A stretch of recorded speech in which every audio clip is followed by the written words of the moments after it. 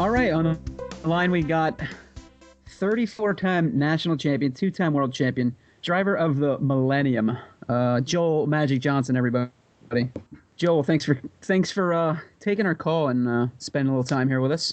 Hey, glad to be here. Look forward to it. Now, doing a little research online, I noticed there's a zillion.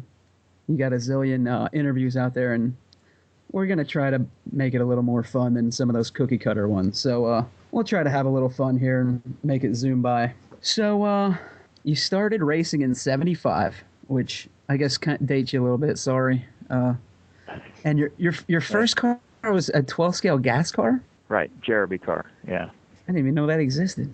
They do. They're quite the collector's items now. Yeah, I bet. I follow them on eBay. He's always looking for a pristine one to that'd be cool. Have a collection. Yeah. Your first world championship was two-wheel drive off-road, running the Kyosho car. You're obviously you run everything and kick butt and everything, but more known as an on-road driver. How did that the off-road world championship come about? Like everything just clicked that day, or Yeah, I think that was a kind of a perfect scenario, I guess, in a way. I mean, the European tracks are honestly they're multi-surface. They're pretty flat compared to the tracks here in the U.S. And Kyosho had a great tire at that event, and any World Championship tires are everything really, especially when they're not a control tire, obviously. So we just had the right combination, and it was, I guess, my day in a way. So, but certainly I'm a much more of an on-road racer than I ever was an off-road racer. Second world, this is jumping ahead, but the second world championship was the 10 scale on-road, and that was the kind of the debut of the Evolution 10. How was that adjusting to that car, and was it issues getting that thing set up good, or I know you had Dieter there helping out, but was that car like an advantage compared to the old T-bar cars that were around at that point? Yeah, I think, that car, that was the first time that car ever hit the track was in practice for that event, and Jim, designed that thing and put it together, and we, I honestly in the beginning was kind of against it because I'd already been practicing for a couple of days, and I didn't, I thought it might be really disruptive to try to tune a brand new car, but we did run it. Obviously, we ran it, but we threw it down for a practice run to see, and immediately it had just much more corner speed than the T-bar cars at the time, and Gotcha. It was that was a big open fast track, and that's where those center battery cars do real well, and it was immediately an advantage. I think it just carried much more corner speed, and the rest is kind of history. But that was a nice advantage at that race. It was the first time anybody'd seen a center battery on-road car like that, and it worked out for sure. Yeah, that was pretty cutting edge. I remember when saw the pictures and the ads in the magazine. I was like, wow, that thing looks unlike anything else. So it's pretty cool to do it with a literally brand new car out there. I guess one of the things I heard forever back in RC history class. The race that kind of, I don't know if you want to say that, like, I don't want to say made Trinity, but like kind of cemented Trinity's place in history. I guess it was a race in Japan, and I don't know if you could tell us a little bit about that. Like what race was it? What class? Do you know which race I'm talking about? Yeah, no, okay. Definitely. I believe it was. 1985, I think, was the year that it was the same year that the 12 scale World Championships were in Denmark, I believe. That's the ones that Buddy Bartos won one of the classes, I believe. I forget who won the other, but we skipped the World Championships, went to Japan to run the Japanese Nationals, and this was back then it was 12 scale on road, and the reason for it was to Ernie at Trinity to explore opportunities to import his own motor and engine, the electric motor. So at the time, everybody had to buy their electric motors through Reedy, and buying them through your competitor is a limiting factor, that's for sure. So he knew Okay. in order to get any further that he had to go find his own motors. And at that time, it was Japan was where it was at, and so we, we got a invite to the race and went over to race, and also to talk to the companies that are over there. That was it was quite, he had a lot of trouble actually planning the meetings. I know if people have heard other interviews with Ernie, it was, basically no doors were open to him.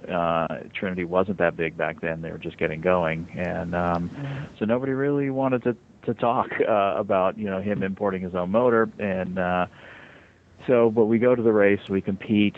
Long story short about the race, we had 3 heats, I believe. The first one we missed because we didn't hear our name. Obviously, everybody speaking Japanese, even though you could hear our name in English, but we just missed it. It somehow, we didn't realize what heat was up, blah, blah, blah. So we missed our first heat, if I remember correctly. Second heat, we go out and break a front stub axle on the spindle, just out of the blue, just something was over hardened. So we had 1 round to kind of salvage the trip in a way, because, everything else had been going not our way as far as getting meetings. So, but third round, I set the fast time and TQ'd, and then we ended up winning the main. And then Monday morning, we had several meetings with multiple manufacturers to talk about importing motors. So that was really, I think, changed their tune. Trinity. Yeah. And then we went over and showed that we had, that we had the expertise and the speed to make whoever base motor we were going to modify, or Trinity was going to modify, go fast. So that really kind of opened the door for Trinity to become control its own destiny. So I guess it really was important. It was very important, yeah, for the company for sure, and it was important enough to skip a world championship for. So, of which we probably had a good chance of winning. You never know. So, and we were on a roll that year, kind of won everything. So, it was a good opportunity, and it was just a lot of luck involved, obviously, to put in 1 run and get make the show. So, but obviously it worked out. So, and the rest is history. And the rest is history, as they say. Yes. So I see you got involved in RC through your dad being involved in the RC industry. What was your father involved in? Did he own a shop or what? Yeah, my father. Wow, he had been in the hobby industry for quite a while. As a kid, he started working at a hobby shop, and then as he got older, he was working for American Model Car Raceways, who made all the slot tracks back in the '60s that were a big fad, obviously, and so he went around installing those and teaching people how to run their slot business, and then from there, we ended up in Hawaii.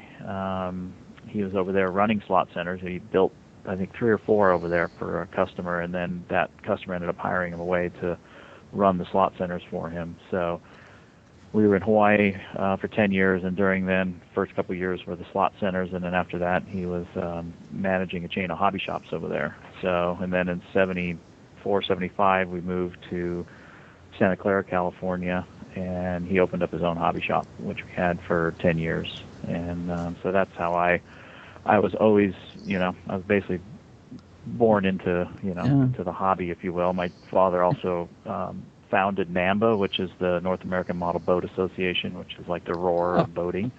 Okay. So he and another person, so he is very active in model boating. That was always his first love. And but we immediately started running, electric car races out in front of our shop. Originally, they were gas races with a Jeremy, but about the time we opened the shop was about the time that the electric car craze, if you will, started with the 12-scale electric cars from Leisure, and soon after Associated had their own car, and they were just, the first cars were just the gas Jeremy cars that had electric motors bolted in where the nitro engine was, and batteries were where the fuel tank was. So, but being in Silicon Valley, we were kind of in California. Obviously, we're kind of right in the middle of it, and we actually had in 1975 we had electronic speed controls all the way back then. Before and then we actually went to a wiper system because they were actually faster, top speed. But I started my first car had an electronic speed control to begin with from this company called Electrocraft, which was based out of San Jose, there where we were near where our shop was. So Cool. so that's kind of how I got involved in this. And I started racing in parking lots when I was 8 years old, and been doing it ever since. Cool. Huh. That's cool. Cool background. I had no idea. So, Joe, of all the tracks that you've been on, what would you say was your favorite track of all time? Favorite track of all time was Ranch Pit Shop, their on-road track they had there back in the day in Pomona, which was originally Thorpe Raceway. But as far as asphalt went, I loved racing there, and I had a tremendous amount of success. Obviously, had the World Championship there in '92 that I won, and many national championships that I won there. And so that track was like a second home for me. So it was definitely between that and then, of course, Cleveland every year. I always enjoyed going to Cleveland over Thanksgiving, and really became, that became my Thanksgiving. It was kind of weird to stay home for Thanksgiving after I kind of retired. So, but Cleveland also was very good to me, and I got to really enjoy hanging out at the Independence, Ohio Holiday Inn. So maybe it's like the Helsinki syndrome, when you fall in love with your captor there. But anyway, so those two places I really enjoyed. yeah, that covered. We had a listener submission question on that. Jeff Cuffs actually asked that favorite track. He wanted to know all-time favorite class. All-time favorite class. Well, I think really is a 12 scale, and probably if you have to delve down, I really enjoyed running outdoors, 12 scale on asphalt, which back then was 6L. Now, we're all in the single cell lipo era, but 6L 12 scale on asphalt was probably my favorite. Although, I really did enjoy running 4Cell as well. But if I had to pick between 4Cell and 6L, I think I'd choose 6L just because that's really where I started, and that just has the most, for my driving style and feel. I really enjoyed running on asphalt. Kind of the cream of the crop too. I mean, the best of the best were racing that class. Yeah, I did very well, and asphalt racing kind of fell out of favor. When all the most of the 12 scale racing was going indoors in the late '80s and things. So as there were asphalt races, I became the guy that actually had the most experience. So I was able to continue to have a lot of success there, even as I aged, if you will, and my reflexes weren't maybe what the younger kids were. Nonsense. I don't know. That's when you raced at. I saw you last year at Jackson's, at the On-Road Nationals at Jackson's RC Raceway. Yeah. And how did you feel about that race? Like, what did you come away learning about that race? You were talking about reflexes, losing your reflexes and stuff. But I mean, I think we were both talking about technology changed so much. You were trying to get used to all the the brushless motors, the lipos. What was the hardest part of adjusting to that race? Because that was your first time back in how long? I mean, yeah, for on-road, that was for electric. I mean, really, that was my first time back since, in reality, 1999. I hadn't, I ran a Reedy race in between there, but that was really kind of a one-off, something while I was working at Kyosho. They said, hey, Reedy race is just across town because we were in Lake Forest there, so they said, why don't you go run it? And I'm like, I don't even have a car, so we kind of threw something together in a week, and I went and tried to run. But the thing I struggle with, I think now, the way the cars drive it, when you talk about touring cars, is the solid front axles and how the cars are, how they drive. I was used to driving with, using the brakes and steering, trying to get the car into the turn at the same time. And now with the solid front axles, you have to really get all your braking out of the way before you initiate the turn, and that's something which is much different than the style I was adapted when I was running touring cars there towards the end, of my career, and so I'm still trying to kind of make that happen, and old habits die hard. So I still struggle with that, and I've just recently, in the last few weeks, started picking up touring cars again and playing with them, and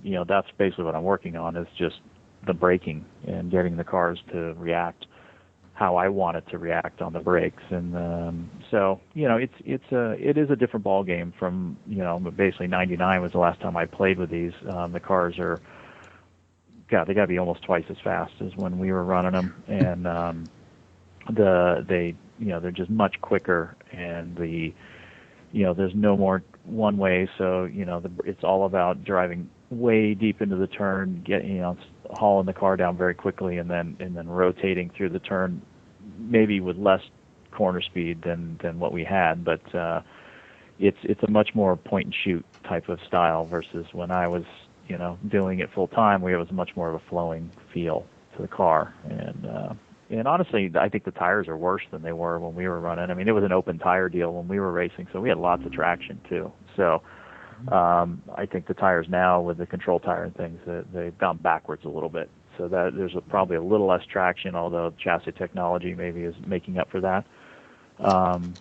But really, I think it's just that solid front axle that for me makes it most difficult to drive. Some cool insight there.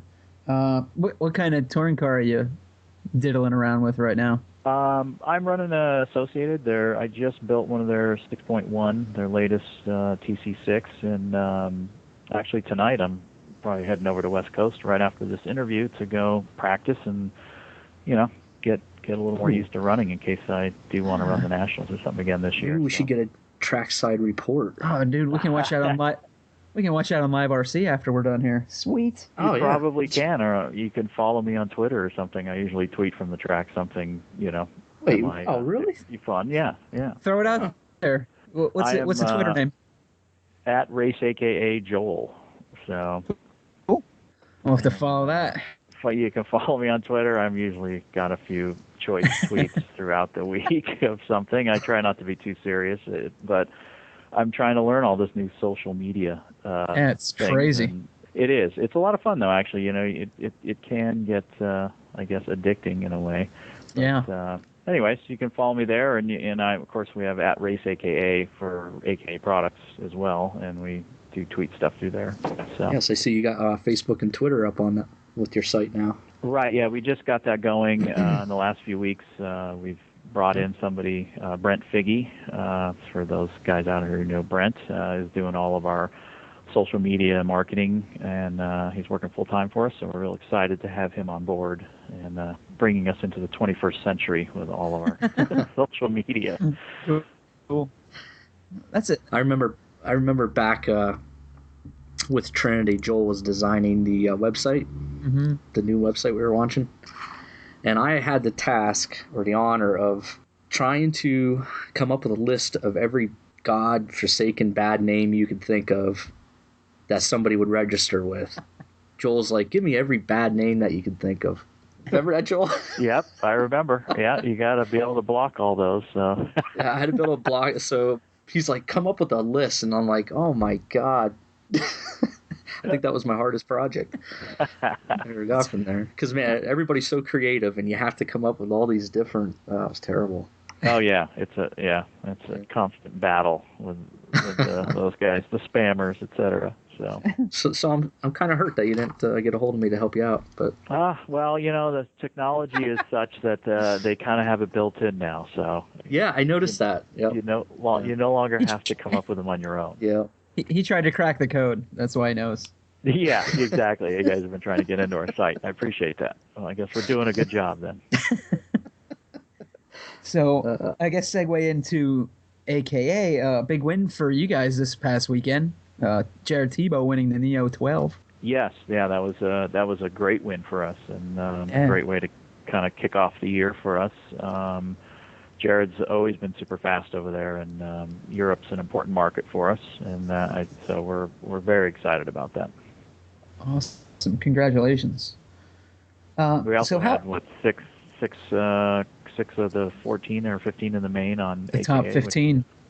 Yeah, so that was great, and Ryan Lutz did a great job coming in fourth. So it was all around a good weekend for us. Good showing over there. Yeah. So how does like three major players, you, Gil, Losi Jr., Pavitas, how do three main players like that form AKA? Well, it's that AKA kind of stems back to the Kyosho America days. Both Gil and Mark worked for Kyosho America. We were, I brought them on board to fulfill a task given to me by the chairman of Kyosho, which was to create an American brand, if you will, for Kyosho to design products for the American market. And so brought Gil and Mark on, both guys I knew well, and the idea was to start. You got to crawl before you run or walk, and so we decided to start with accessories, and we thought the tire market was a good opportunity to jump in, and especially with Mark's background with Proline, and then of course Gil's background with Team Losi and developing their entire tire line. And so that's kind of how that was the genesis of AKA. And and soon after, couple years after, we were about a year and a half, I guess, after we kind of started it and got it going. The recession hit, and Kyosho wanted to change direction. So we bought the brand.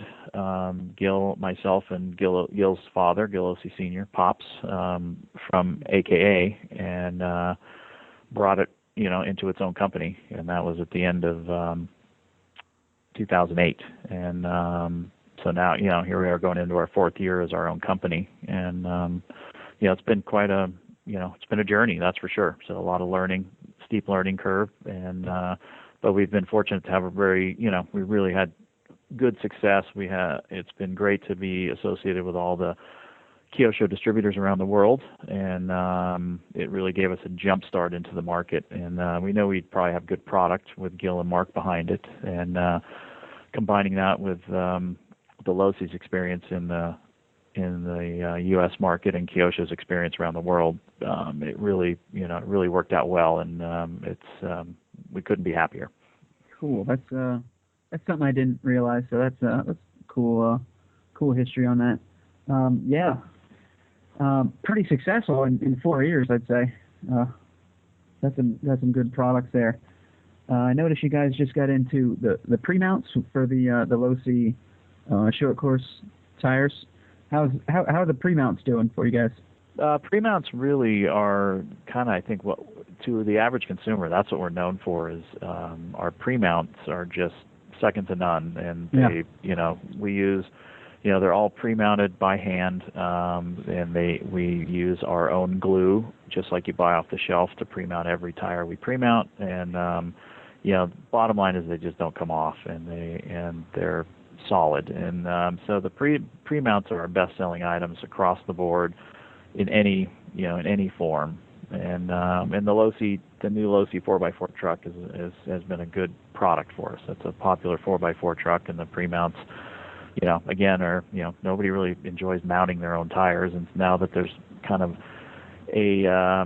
everybody's settled on these closed cell inserts, and I think ours are viewed as the best. We have a great combination between our tires and wheels and inserts. So people they buy them pre-mounted because there's the choices aren't that great anymore, and nobody has to worry about, do I have the right insert for the track? They know they do, and so it's been great.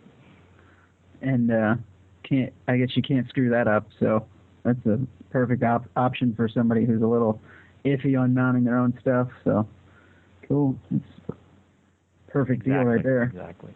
Got anything, Gotti? I got some silly questions. Well, not really silly, kind of like more obscure questions than anything. All right, I'm ready. All right. So I remember way back, the year Pro Car was around. I forget what year that was. I remember the Nationals out in Mattoon, Illinois, and you had the coolest sunglasses. You had Oakley prescription blue iridium sunglasses. Did you hang on to those things or what? I did, but I don't have them anymore, and I in a way I wish I had, because my prescription hasn't changed in years. But I took them mountain biking, and I ended up taking them off, and I had them in a bag, and and I didn't realize there was something else in there, and it just destroyed the lenses. No. They were just so scratched I couldn't use them anymore. But yeah, they were a cool pair of sunglasses, and it took a little bit of getting used to with the wrap around style. It bulged things because it did distort things a little bit back then. That was when they first started doing it. I'm sure they've got that handled now, but yeah, those were great sunglasses. And I mean, I raced for years. I've needed glasses all my life, and I raced till I was 18 without glasses. And oh wow! And I just finally got to the point where I said, well, maybe I'll try this. And once I got used to seeing everything in actually much clearer. I mean, I'm not blind by any means, but it's certainly things are sharper when they get 20, 30 feet away. And so now, of course, I wear them all the time, and I can't do without them. But yeah, those were very cool glasses, and I wish I still had them. But I actually may be getting another pair here pretty soon because I need to get new glasses. And Kyosho America was only a couple blocks from Oakley, so we've got some connections over there from being that close, and so I have to call on those one of these days to get some new glasses. Sweet, yeah, that were. I just remember, man, I don't know, that was just Joel had the cool stuff, and I mean, sunglasses were hot. Kirby's all about image, and he pays attention to that stuff, so he notices that anyway. Nobody else was rocking Blue Iridium glasses up there, man. No, you gotta look the part. Race fast, look fast. Yep. Exactly. Here's one I remember from. I guess I remember this one from K&N. I know Dieter always had a hat on, and maybe even the shirt. You guys had, and I forget that. This is why I'm asking you, because the name escapes me. I don't know if you guys were like sponsored or hooked up with a cell phone company back then. Oh yeah, it was Cellular One. Cellular One. That's wow. Cellular One, yeah, which is no longer around. I don't know who they are now, but yeah, we had like this hookup through Cellular One, who was through a friend of Jim's that was a racer, and we had a little bit of a corporate sponsorship back then, if you will. Cool. So, yeah, back when nobody had cell phones. We had cell phones, and I remember getting it, and I was like, wow, this is so cool. I mean, it was nobody had those things, or they were in a bag. And I had one of the first. I think it was a Nokia, handheld one. That was pretty hip. Not going to get any better than this. Yeah, that was awesome. You're not going to find that in your ordinary interview right there. Some of this stuff. Yeah. I bet you thought back then this cell phone is not going to get any better than this, guys. I got a bag phone. I can carry it anywhere. Oh yeah, those bag phones were quite the thing back then. So. Another little thing I picked up on, and it was I remember it from the Masters of RC, the trading cards. Your photo was I'm guessing like a GRX Pro SE, and you had and I think you had it on more cars than that one. You had the old school Apple logo, the old school Apple decal on there. Any particular reason, or?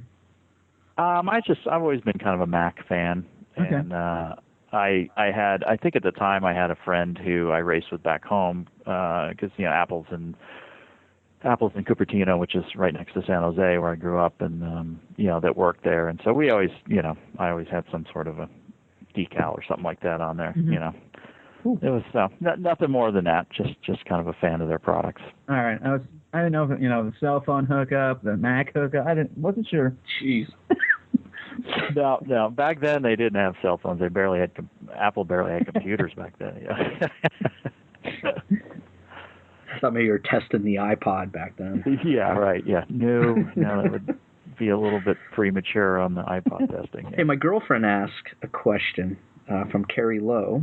She wanted to know that you drivers gravitate toward a signature color on your cars. What made you choose your colors, that purple, pink, and white scheme? Wow, that's a good question.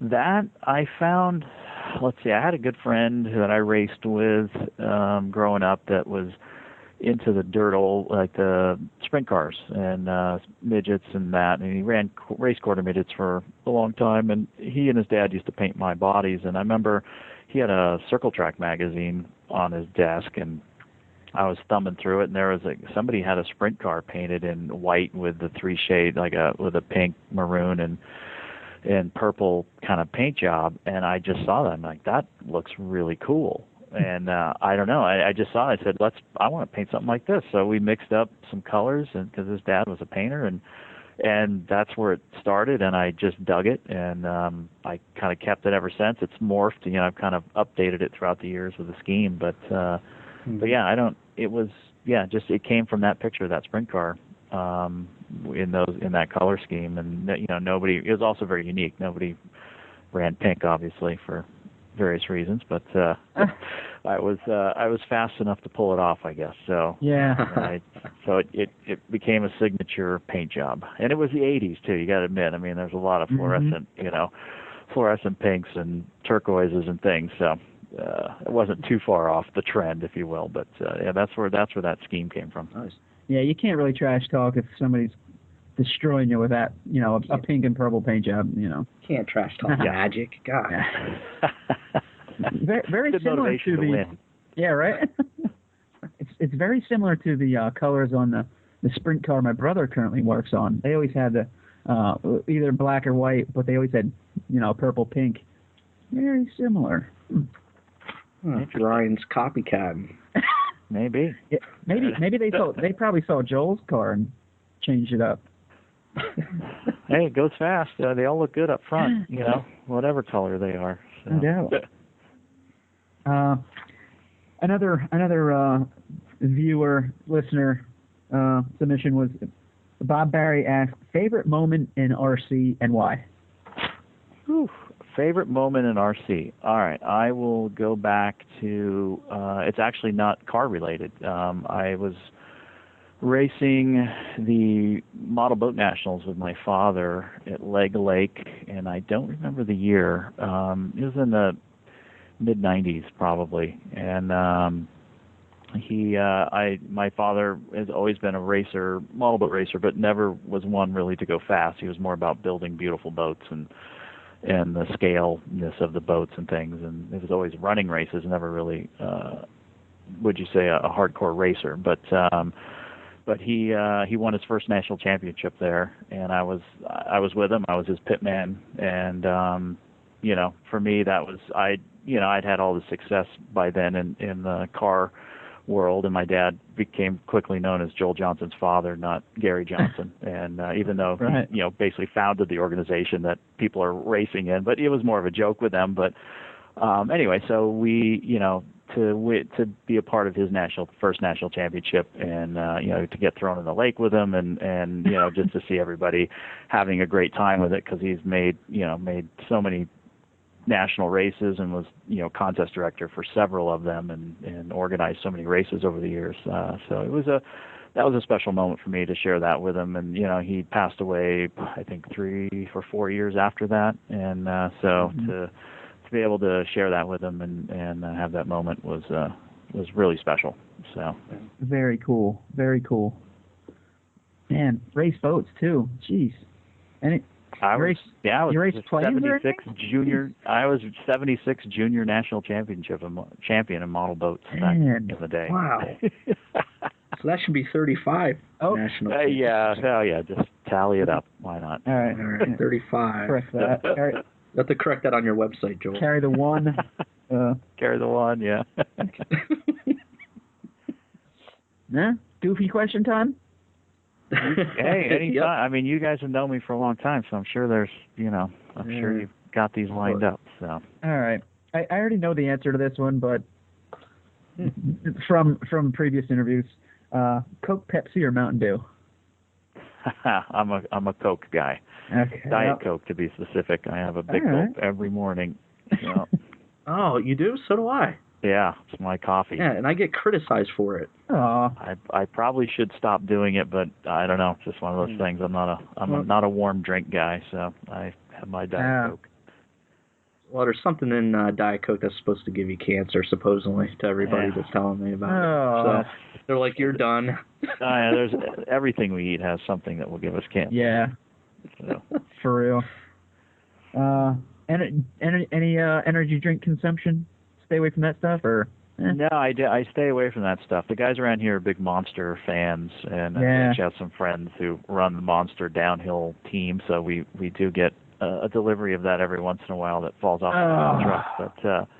But yeah, so the Monster, it's kind of a Monster crew around here. So, but not for me. I stick to Diet Coke. I'm old school. The original. Kirby, we need a job at AKA. Oh man, just clean out. We'll get in a broom closet or something. We'll make it happen. Yeah. We'll glue up some tires. We'll do pre-mounts. Well, okay, maybe not. There you go. Hey, we're doing some reliable tires. We have to practice. Let's see. iPhone, Droid, or BlackBerry? iPhone, all the way. Yeah.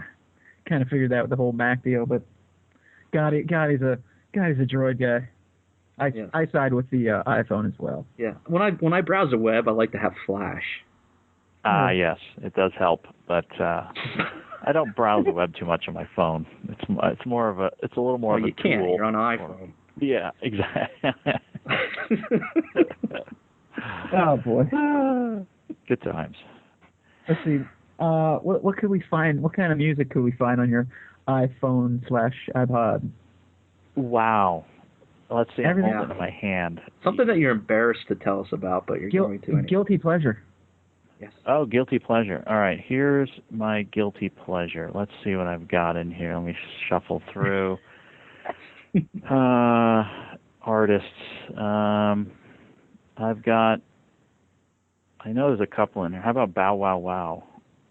I've got a little Bow Wow Wow in here. I've got Buffalo Springfield. That's not too bad.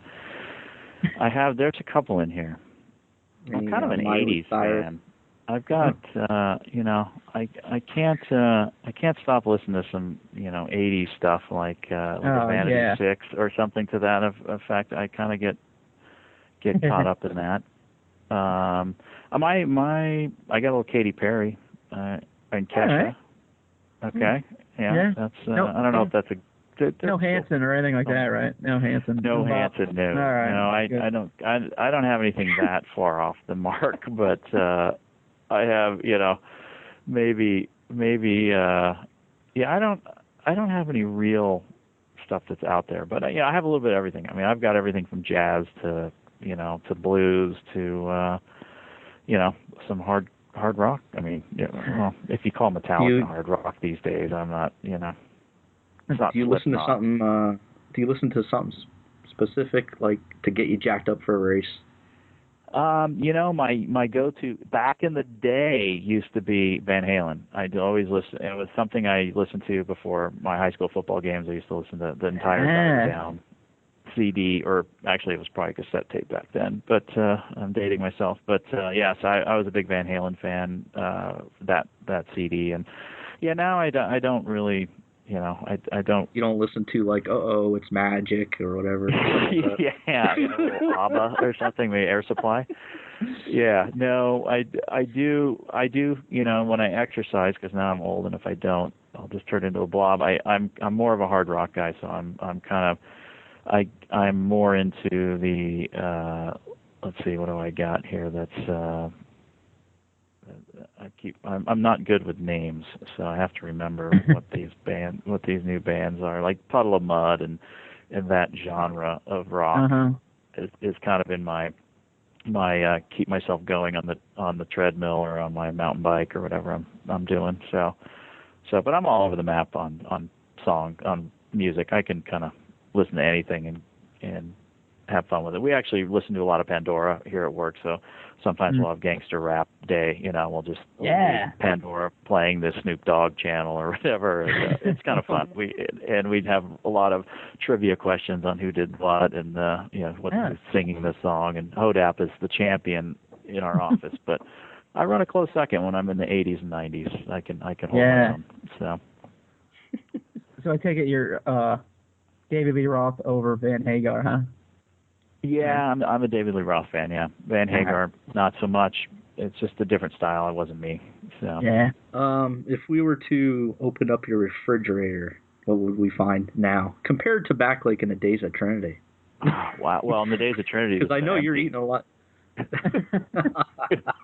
I was a bachelor. I probably ate out every night, but well, and in the back nowadays, it's let's say in my first run at Trinity, I was a bachelor. It would have been empty. The second run at Trinity, of course, it would have been full because I was married and had a house, blah blah blah. So there have been plenty of stuff. Nowadays, if I have to say what I find in there, well, I did. I'm a big fan of Arizona iced tea, decaffeinated. I've got, of course, there is a 6-pack of Anchor Steam in there. I've got, I'm a big cereal fan, so I always have non-fat milk to go with my Wheaties in the morning. And probably got some salsa. I love chips and salsa. And if leftovers from several restaurants throughout the week, because even though I have food in the fridge, I tend to go out more often than I should and eat. So so that's probably what you'll find in the fridge there. It's a good smattering. Oh, and some Diet Coke, although I try not to keep Diet Coke at home because I drink so much during the day. How many cans do you go through a day? I'm a big gulp. I'm a big gulp in the morning and at least a big gulp at lunch. So it's, I don't know, add up the ounces. It's too many, I'm sure, but I try not to track it. I mean, I guess there's worse things that I could be drinking, but yeah, Monster. That stuff will kill you. That's the after hours. Counteract all that caffeine. You see that champions do eat Wheaties. Yeah. Did you hear that, Kirby? Well, I'll tell you what.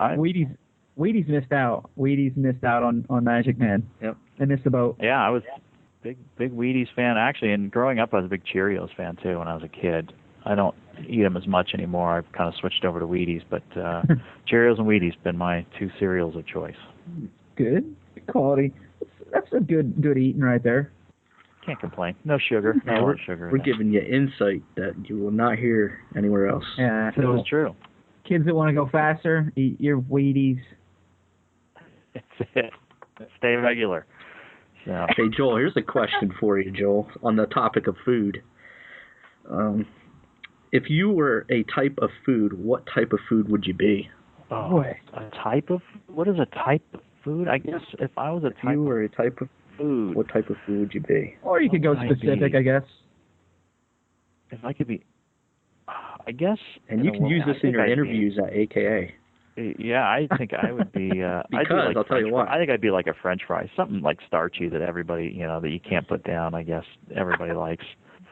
Now, see, you'd be a high risk for companies. Usually, that question is to let companies know if you're likely to enjoy unhealthy foods and raise their insurance rates.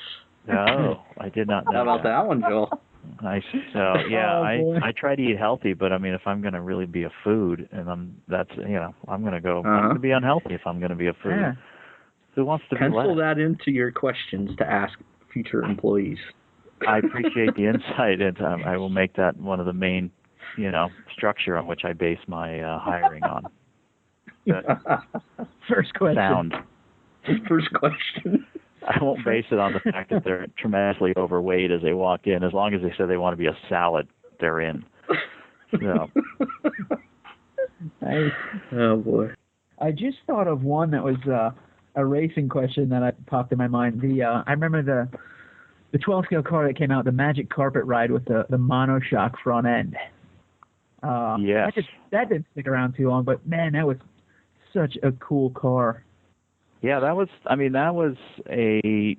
actually a Delta front end that we had on that thing, and I think that car came around because we ended up winning, if I remember correctly, the Cleveland way back in the day, and the track got really bumpy and unpredictable, and that front end really smoothed the car out and made it easy to drive, and which was perfect for winning the race. But once everything smoothed out, I think the front end didn't have enough steering. So at the end of the day, it was too easy to drive and not fast enough at that level. So it was a kind of a short-lived fad, but a good car nonetheless. I think it was probably a good club-level car. But yeah, Magic Carpet Ride. Man, I remember I had to have that you thing. guys realize who the inventor of the T-bar is, really, or the ball pivot T-bar. Losi Jr., right? Yeah, that's what the L in 12L is. So, yeah. So that's. And then how the heck did Associated? Yeah, how the heck did Associated get their hands on that? Sheesh. That's a story for the Losi interview. You guys will have to. All right. To have. Yes. Write that one down. Yeah. So when I get out of this interview, he's just in the other room, so I'll tell him to give you guys a call. Maybe I'll have to book him. Yeah. So. Just transfer us. Yeah, that'll work. Great. Can you transfer? It's just transfer him over. Yeah. Yeah. That'd be fantastic. Yeah, we definitely want to get him on the show. Yeah. We got to get Dieter. Somehow we got to track him down. I don't know how that's going to work out. Well, I have his cell phone number, but he never answers. Yeah. That's not right. He's busy. You should change your number. He probably has it. He probably knows who you are. Oh, geez, that's terrible. That's terrible. A couple more fun questions and we'll let you go. All right. If you try to fail and succeed, which have you done? If you try to fail and succeed, what have you done?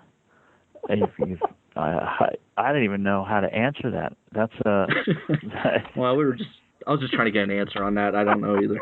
But why would anybody try to fail? I believe you've failed, actually. If you set out to do something that you didn't do, I believe that's a failure. So it's a successful failure, right? Yeah, I guess so. Interesting. Tom or Jerry on the cartoon? Tom or Jerry fan? Oh, Tom or Jerry? I think I'm a Tom guy. I like Tom. Yes. Right out. That's mine, too. I think you're passing the test, Joel. Yeah, looking on these grades. All right. Well, so you're heading off to West Coast Raceway? Yeah, in theory. I still have to pack a few things, but yeah, that's where I'm going to go have some fun up there tonight. So even though people won't hear this till a couple days from now, tune into Live RC and you can watch Joel race at West Coast Raceway. Yes. Every Wednesday night or Tuesday night, not every, but some nights I am up there playing around. So you might catch me on the camera as I enter the driver's stand. So. And get your stopwatches ready. Yeah, that's very important. Well, we look forward to following you on your Twitter. Yes. And see how I've got. I think I have like 8 followers now. I'm blowing up. So soon to be 10. Yeah, and I'll be 10, and then, geez, who knows? By the end of the week, probably be up to 20. So we'll pass the word, and we're gonna blow up your Twitter. Yeah, let's see the power of your podcast. We'll see what you guys have to offer. Man, can't fail. We can't fail, Gotti. Let's do this. You gotta get out there, start ringing the bells, get everybody signed up. So, you guys have a Twitter account or anything? Oh yeah. Well, what's your? I got to follow you guys, obviously. No. Well, mine's at Gotti Jr. Oh, there it is. Okay. And then I'll add you to my list. There you go. And mine is at KHand187. KN187. All right, I have those written down, so you guys will each gain a follower. Yes. Oh, sweet. Magic follow. Feeling the love, man. Man. Feeling the love. Chuck, hey, take that one off the bucket list. Yep. You guys are very nice. Well, I really appreciate you coming on. I mean, really thank you for doing this for us. Yeah, I'm sure you had, up to your ears in interviews for the past 20 odd years. So we do appreciate it, giving us a chance. Thank you very much. Hey, no problem. We all go way back, so it's fun catching up with you guys, and willing to do it anytime. So. Yeah. Are we going to see you at the H-Scale Nationals? In Pennsylvania, it's a possibility. I don't have my ticket yet, but there is a possibility. So. Oh, great. Well, if you're out there, we'll meet up then, for sure. Yeah. What's that, Kirby? I said he'll be sick of us by the end of that weekend. He'll be trying to get back home fast. Yes. I'll just stop showing up to the track. So I'll watch it on Live RC. No, hey. It was great seeing you last year again. That was a long time since we saw each other and at the On-Road Nationals. And it was cool meeting up with you here today, too. So. Well, best of luck with your podcast, guys. And I'll Thank you. Appreciate it. Look you guys up and stay in touch. Thanks, Joel. Continued success at AKA. Thank you. So we'll talk to you soon.